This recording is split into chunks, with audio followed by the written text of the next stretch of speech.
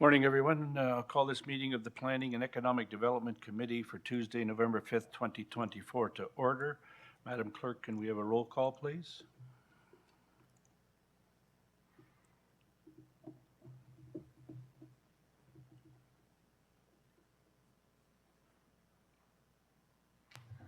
Councillor Neal and Councillor Shahid. Thank you.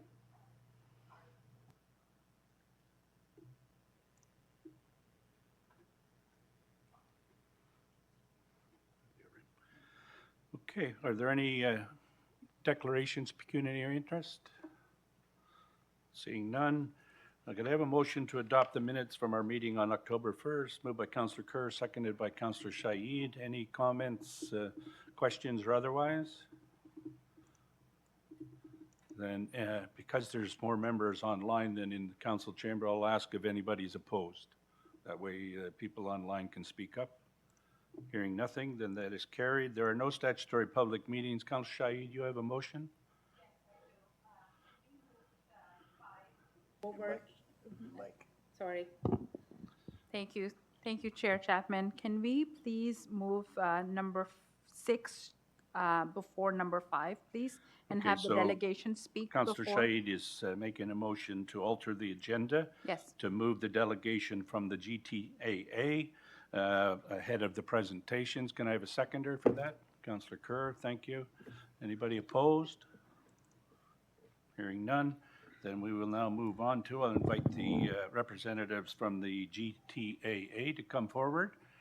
And because I know there's been a couple of changes in who's actually here to present, I'll let you introduce yourself and introduce your colleagues that are here to present, okay? Okay.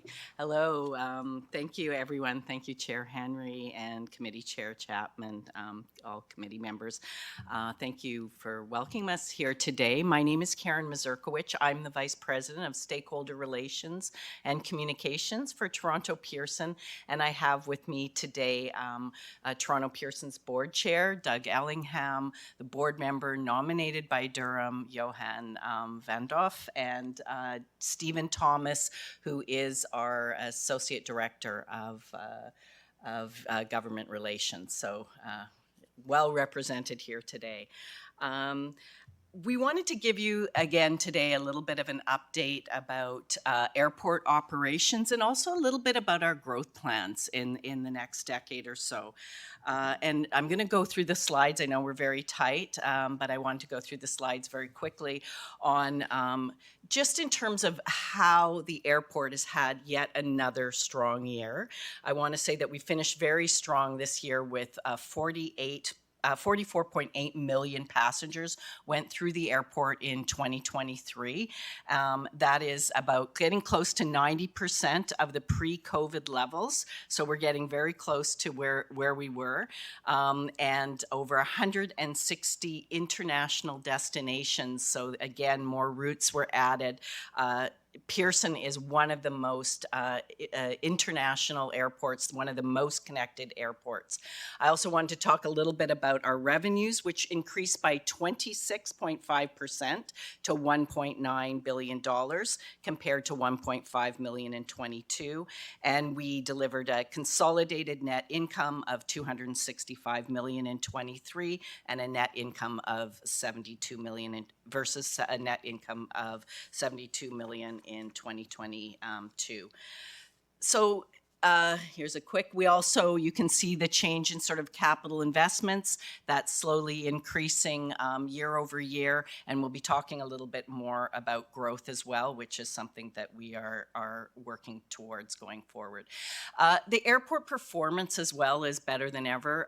We again retain the title of #1 for large airport in North America for service quality. This is given by the Airport Council International, which for us in the airport industry is the gold leader of measurements of passenger satisfaction. So this was very important for us. We also invested a lot of time, the operations team, to ensure and work with our stakeholders to make sure those average wait times were reasonable compared to the 2022 levels, and they were extremely well.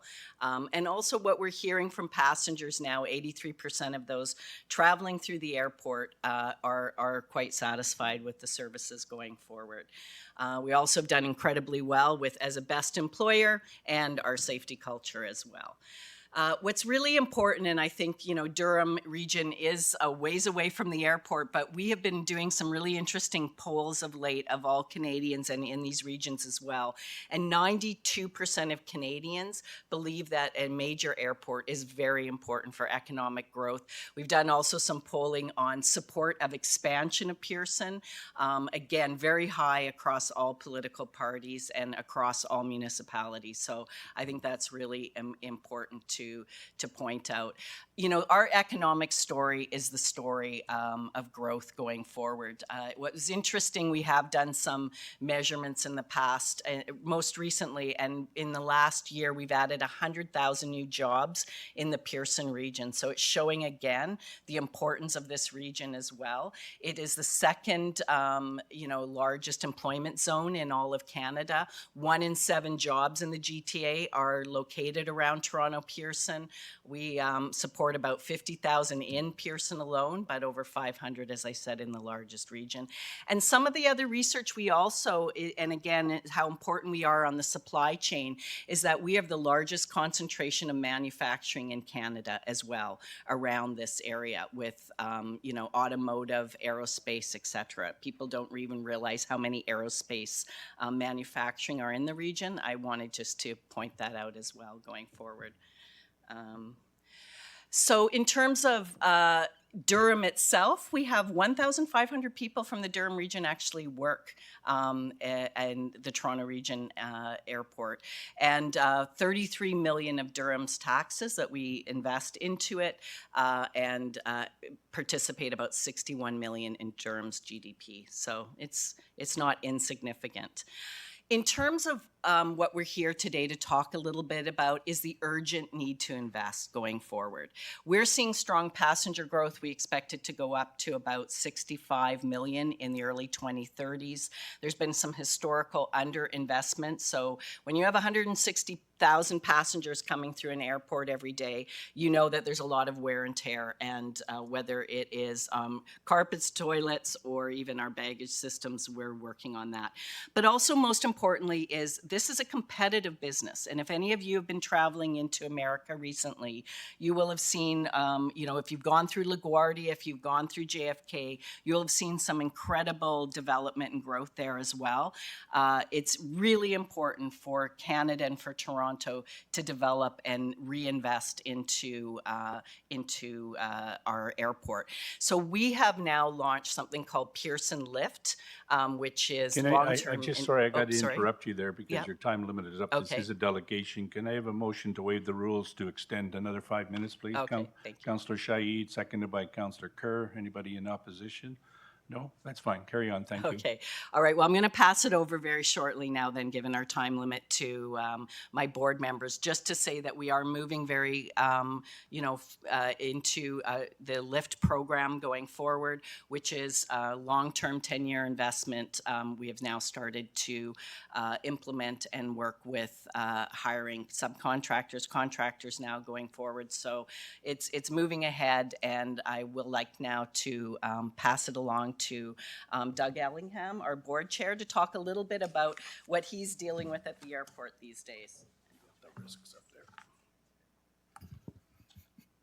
Thank you, Karen, Mr. Chair.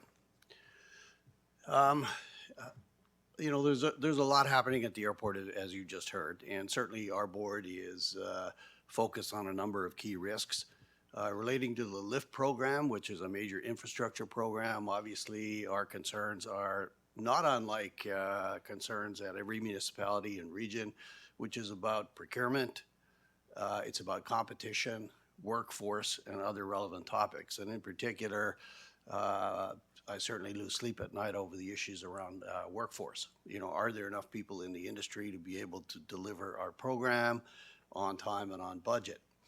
The other area where we all tend to lose a little sleep over, again, not dissimilar to what's probably happening everywhere, is around cybersecurity. Threats, vulnerabilities, and potential attacks targeting our digital infrastructure and our operational infrastructure. So this is something the board is focused on, and we spend a lot of time at every meeting talking about our progress on cybersecurity and understanding the necessary things that have to be done in order to protect the airport and everyone who's traveling through the airport. So I'm going to turn it over to Johan now to talk about another two of our risks. Thank you. Very pleased to be here and to give you a little bit of a comment from my position as chair of the audit committee. It's my 5th year. The audit committee has compliance obligations as we are a public company and under the securities law. We also handle the business plan, the finances, the rates and charges, enterprise risk management, and indeed the entire sort of liquidity and sustainability of the organization. So with respect to customer experience and passenger, I want to let you 2 things that we've done this year that I think have contributed to the results that Karen mentioned. The first is we signed 7 partnership agreements with the 7 airlines that comprise 90% of the passengers. And we have allocated $69 million in our budget for rebates back if they meet 4 metrics. And the 4 metrics were customer experience metrics. A, do they push back on time? B, does the baggage, is it delivered on time? Do they tow off on time? And so forth. And so right now we've accrued $39 million, and that has resulted in the on-time performance about 9% better. So we are now paying for, because we're a nonprofit organization, we're not here to maximize profit, we're here to maximize customer experience. Second thing is, in order to, on that, we also invested in technology and artificial intelligence. We invested in a small company called Isaiah. And Isaiah does, it has cameras on all 105 gates. And the gates, that it takes basically pictures every 5 seconds from a plane when blocks come on to blocks go off, and the plane pushes back. And it takes pictures and it measures the activity. When does the gate come on the plane? When is the fuel flowage disconnect? When is the food truck disconnect? And it is predictive as to when it's going to be late. That is all then sift down, not only in terms of real time, when you have to move a plane from one gate to another and you have to move the baggage from that to another, where you have 10, 15 minutes advance warning, which means that plane can now get out on time. But also it allows for monthly meetings on a collaborative basis to say, and we have it by gate, by team, by baggage handler, and by airline to say, we notice this, we notice this, we notice this. So it's real-time correction. And so we are using technology and that type of thing in order to improve the customer service, because that's what we're here for. We are the front door to Toronto and the region, and we have to be that every minute of the day. With that, I thank you. I'm happy to take questions. Thank you, Johan, and thank you to the committee and the regional chair for having us here today again. Also, I want to take this opportunity to congratulate the region on the 50th anniversary. I would also like to reiterate our sincere desire to engage with you on the transformation of Toronto Pearson through Pearson Lift. And I know we do have regular calls with staff and the chair, so we'll continue to do that. And I just wanted to acknowledge the work that your representative, Johan, has done on our board over the last number of years. He's an impassioned representative for the region. And again, we thank you for allowing us to make this presentation today. So thanks again. Great, thank you very much. Questions from committee, Councillor Kerr. Thank you, Chair, and through you to the delegations. So with respect to various kinds of security, cybersecurity, so forth, I recently had the pleasure of taking my son to Japan for 2 weeks. So we saw what the airport in Osaka and Tokyo were like, as well as Vancouver. Osaka has this system that you come in and you put your 2 thumbs in, it takes fingerprints and takes your picture at the same time. And I understand, being closer to, that part of the world, maybe they have experienced different challenges. Is this something that we think is necessary at Pearson and to improve the experience and the security? And if so, what would that do? Because it took a while to get through and then to get through the customs afterward. Digitization is something that this country needs to work on a lot more, and it's something we're working with the federal government on. It's not just for security, but also to get passengers through more efficiently. If you've gone through the US as well and done TSA, and there's all the biometrics, you can move passengers a lot more efficiently and with a lot more knowledge than you can here in Canada right now. So it's something that we definitely are working and pushing CATSA, and it'll be over the next year. We're going to continue to push that solution going forward, is to have better digitization at our borders. So it did take longer than when it came back to Canada. So I'm just concerned how you could even compress that time so that you don't reduce your customer satisfaction numbers. In terms of adding more digitization, yeah, I think that there's a lot that we can do to increase that to get passengers through faster. That said, I would say that we have been working with the U.S. government on their U.S. mobile apps. We've created on our website, YYZ Express, that people can can go online and get their place in lineup faster to go through. And then coming back, the federal government's ArriveCAN app as well. You can go through a lot faster if you have the ArriveCAN app. So we're hacking some solutions right now, and it reduces, passenger flow, increases passenger flow. But we do need to do a lot more to get up and be competing with other countries on this. Okay, So thank you. My second question would be about future capacity. You say now we're back up to about 90% of pre-COVID levels. And you're talking about the future capacity. Where do you see, how much more can you expand in what seemingly is potentially a tapped out area? How much more can you expand versus perhaps looking at other solutions, including, dare I say it, building an airport in Pickering? So when we're at 90% of where we were pre-COVID, and at pre-COVID, we were around 50 million. And at 50 million today, given different circumstances at the airport and people's expectations of queuing and all of those things, that's pretty close to where we think we're at capacity. So the LIFT program is a staged program to increase capacity at the airport. And the next phase of the program will take us towards 65 million over the next 5 or 10 years. So we do recognize we're getting very close to capacity again, and so the plans are in place to provide those expansion improvements. Okay, I think I like the numbers that you came up with, increase of 100,000 jobs and future expansion and so forth. Without getting into the weeds, I think that pretty much covers my questions. Thank you very much, Mr. Chair. Thank you, Councillor Kerr. Councillor Shaid. Thank you. Through you, Chair Chapman, I'm just very curious, so it's out of curiosity. My questions are around the fact that when you talked about that there are about 160,000 landings and departures going on at Pearson Airport, and other international airports are making those upgradation and investments. So what are your key investments at Toronto Pearson in order for that wear and tear, that everyday wear and tear?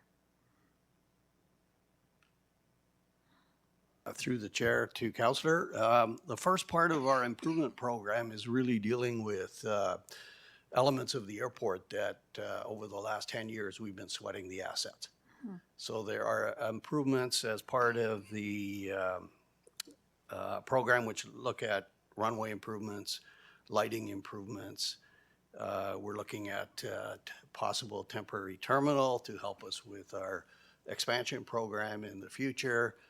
And also looking at technology improvements as well to try and improve the passenger experience. Thank you. Now, through you, Chair, a follow-up on another question. I believe Councillor Carr did allude to the tech advancements as well. Within just the organization of Town of Whitby, the attacks are thousands per minute and seconds, right? In terms of hackers looking into whatever they can find. So I'm sure that yours is as sophisticated or even more. what is it that you are doing in terms of tech advancements in a nutshell to make sure that nobody's able to break that wall? Well, My committee handles cyber. We have over 2 million denial of service attacks every year. And so we have literally, we have reviews of our firewalls, we have reviews of our suppliers, and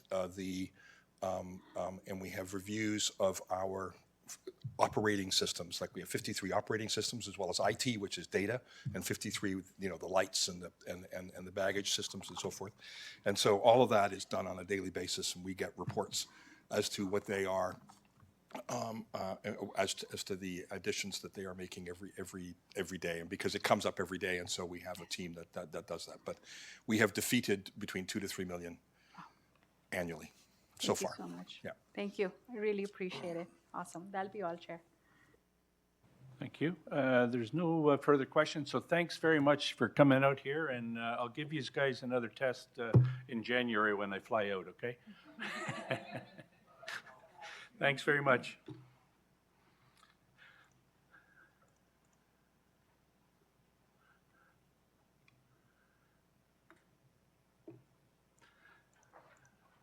Now we'll move on to presentations. Alison DeVos, Economic Development Specialist, is going to talk to us about the Apple Value Chain video series and educational campaign.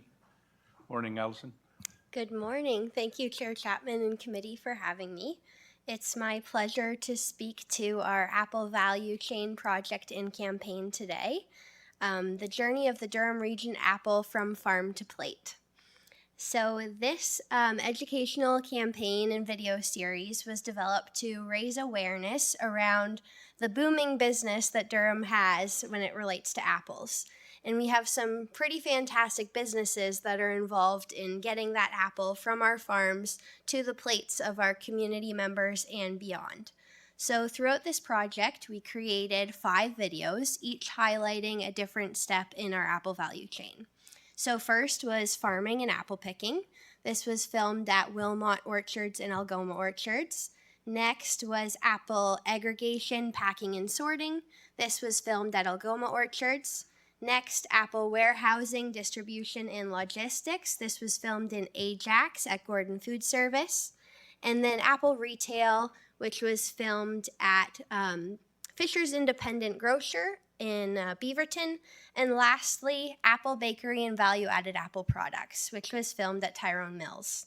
So the videos were produced in partnership with Durham Farm Connections, which is a farmer-led volunteer group that offers agricultural awareness programs in the region. And then the marketing campaign aspect of the project was delivered by communications and engagement team at the region. So the marketing campaign was delivered across the region's social media channels, as well as our e-news at the corporate and investor levels. And then it was also shared through our school board contacts and teacher contacts across the region as a resource. And so today we're going to quickly show our 30-second, well, just over 30-second video outlining the whole apple value chain. And then we're also going to show the first video in our Apple Value Chain series as well at the farm level. So I'll pass it off and we'll pull the videos up.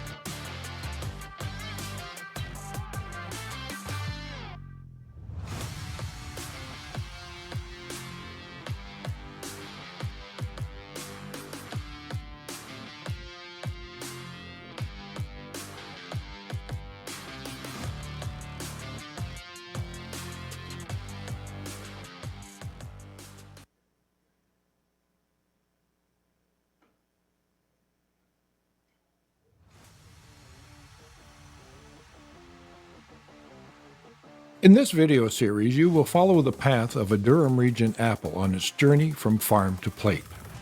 For our first step, welcome to the farm. Durham Region is one of the largest apple-producing regions in the province. We are also home to the apple capital of Canada, which is Newcastle, Ontario. Newcastle and the surrounding area has an ideal microclimate for apple production. Lake Ontario helps to moderate the climate and protect the apple blossoms in the spring from frost. As a result, we see apple production booming in Durham. There are approximately 15 different types or varieties of apples grown in Durham Region. Apples grow in the orchards from a blossom in the spring to an apple that is ready to harvest in the late summer or fall, depending on the variety. Apples are harvested by hand to protect the apple from bruising or damage. Durham's apple crop wouldn't leave the farm without the help of many hands. The apple pickers twist the apples when they pick to reduce the risk of damage to the apple and to the tree. Great care goes into maintaining the health of the trees as well, since apple trees can be in production for over 20 years. There are many different types of apple orchards in Durham. This orchard at Wilmot Orchards is a medium-density one. There are many orchards in Durham that would be considered high-density orchards. They would have trees growing much closer together, and the trees would grow with the support of a trellis. The success of an apple crop is very dependent on weather. The trees need lots of sunlight and water to grow a healthy crop. They also need a normal range of temperatures throughout the growing season. Adverse weather like high winds or hail can be very damaging to the apples and to the trees. The timing of the apple harvest is often dependent on the type of apple being grown. Some apples can be harvested in late August, while others are not harvested until October. Once the apples are picked and carefully placed in the carts, they are moved out of the field with the tractor, loaded on a truck, where they are moved to a storage facility and can be stored for up to a year if needed, while staying fresh and crisp.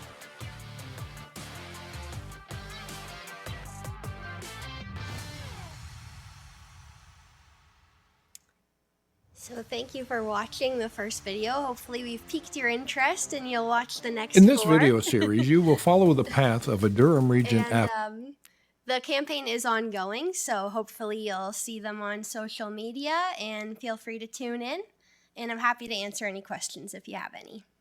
Yeah, that's great, Alison. I didn't know that you could store the apples for a year. Yes. You know what I mean? And them still be fresh. It's because they don't last that long in my fridge, right? You know. So. It's true. It's a bit of a science. Okay, Councillor Kerr.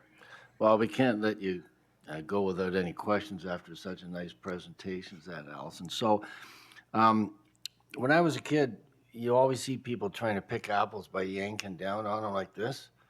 And it wasn't until a lot of years later that somebody said, well, look at it, if you just take the apple and go up this way, it just basically falls off the stem and it's good to go. So I noticed that the gentleman in the video almost wore kid gloves when they're dealing with his apples, specifically when they put them in the cart. So that would be a key, would it? That they don't want to have any bruising, because for every bruised apple, maybe it doesn't make it to the shelf. Is that the idea? Yes, through the chair to you. That's what I learned when we were filming the videos as well. They have to be so delicate, so they're twisting and then clipping if they need to not damage the tree.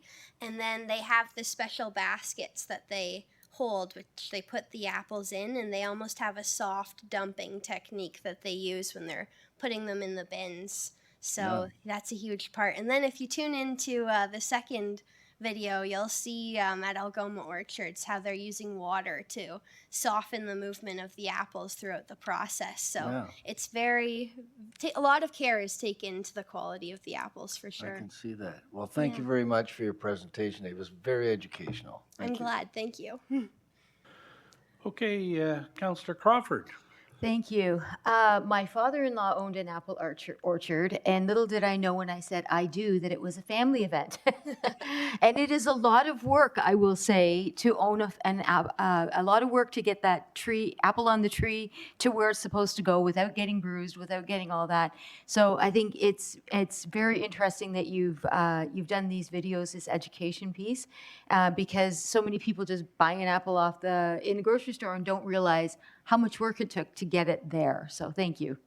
Oh, thank you. We're always happy to highlight. It's been a big business in Durham. We produce 13% of the province's apples, and we have just over 50 farms in the region. So it's definitely a strength, and many hands go into the work of bringing the apples to all of us. Yes, through the chair. They are online on the on Durham Region YouTube channel, and as well as on Facebook and LinkedIn. And you can also find them on the Durham Farm Connections YouTube as well. Councillor Kerr? Sorry, one more thing. I've never seen this before until I saw your video. The rows of apple trees now seem to be very narrow and a little taller, whereas in the old days you'd get vast areas taken up by trees that would grow out, and so that's almost like harvesting grapes, where you keep the vines on a line rather than letting them go all over the place. So who came up with that, and how much more efficient is it in terms of yield per tree? Through the chair, I'm not sure who came up with it, but it is a more efficient way of growing the apples. It's about maximizing the sunlight that can get to the apples. So you can see them on a trellis system where it's almost more of a hedge. So they need lots of sunlight to get to maturity. And you can get more trees per acre in that system, therefore more apples. So we're seeing a lot more farms trying to maximize the return on investment with their land and labor and etc. So a lot of farms are moving to that system. It's easier to pick as well. Yeah. Yeah. Okay, thanks, that's great. Great. Thanks, Allison. Excellent presentation. The interesting thing is not only is it, as Councillor Crawford said, educational, but it also highlights a lot of our communities where these apples are going through, either being grown or being processed in some way, which is really great for Invest Durham. So thank you very much. Excellent. Thank you. Thank you very much. So we now move on to 7. There is one report, 2024 P16, Bill 23 Proclamation Update, Upper Tier Planning Responsibilities. Can I have a mover, please? Councillor Shaid, I need a seconder. Councillor Kerr, comments, questions? Councillor Shaid? Thank you so much. Through you, Chair Chapman. I'm just pulling it up. There was this one, I believe, in current planning responsibility 3.1. I'm not going to read the whole thing, but perhaps Commissioner in charge could summarize the fact that I'm reading it. Just give me 1 second. I highlighted it, but it went away. So it starts with the fact that the upper tier region's responsibility has been removed. But then it goes on to the fact that there is an exemption of it. Can you clarify on that, please? Yeah, go ahead. Yeah, through the chair, perhaps I'll direct this question to Ms. Goodchild. Thank you, Mr. Gill. Through you, Mr. Chair. So Bill 23 for Durham is not yet proclaimed. However, it is talking about here that we currently do not have approval authority for plans of subdivision, condominiums, and part lot control. We actually delegated that to the 5 lakeshore municipalities almost 25 years ago. So what this paragraph 3.1 is getting at is that right now we still retain that responsibility for Uxbridge, Brock, and Scugog, but after Bill 23 is proclaimed, they would also then be in charge of approving their own plans of subdivision, condo, and part lot control. I see. Thank you. So we haven't heard from the Ministry of Housing when this will be completely, is there an anticipated date? Through you, Mr. Chair, we do not have an anticipated date. It's been, as the report mentions, over 2 years now since Bill 23 was announced. And the proclamation for York, Peel, and Halton did happen on July 1st, and they got about 3 months' notice. We had asked for additional runway than 3 months because it was pretty tight in terms of all of the discussions that they would need to have with the province, with the upper tier and the lower tiers. We still have not heard anything from the province in terms of an anticipated proclamation date for Durham and the other upper tier municipalities. Thank you. That'll be all. Chair Chapman, thanks. And the reason we maintain it for the northern communities, is that based on their resources, that we have the ability to provide more resources to those parts of the planning that are needed? Chair Chapman, exactly that. In terms of 24 years ago, in terms of the maturity of those municipalities and their resource capability, we retained that. For the lakeshore municipalities, they were growing at a significant rate, had their own planning departments. Some of the upper tier or lower tiers in the north didn't necessarily have a full-time planner on staff. They were doing contract services. But since that time, that's changed a little bit as well. And you see that Scugog and Uxbridge and now Brock each have at least a planner on staff. So they would be able to direct that work. Great, thanks very much.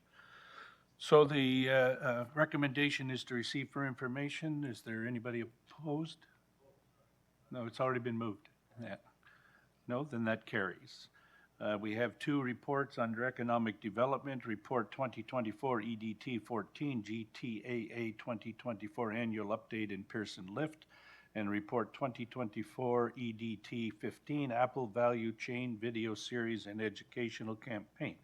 Could I have a mover on both? Councillor Shaid, seconder. Chair Henry, any pulls? Hearing none. Then anybody opposed? They're both received for information as well. Then they're carried. Thank you. Okay, and we have no confidential matters. Other business? Hearing and seeing none. Next meeting is December the 3rd, 2024. Can I have a motion to adjourn? Thank you, Chair Henry, and seconded by Councillor Pickles. Is anybody opposed? No, carried. Thank you very much for your time today, committee members and other members of council that attended. Thank you, and staff. Thanks.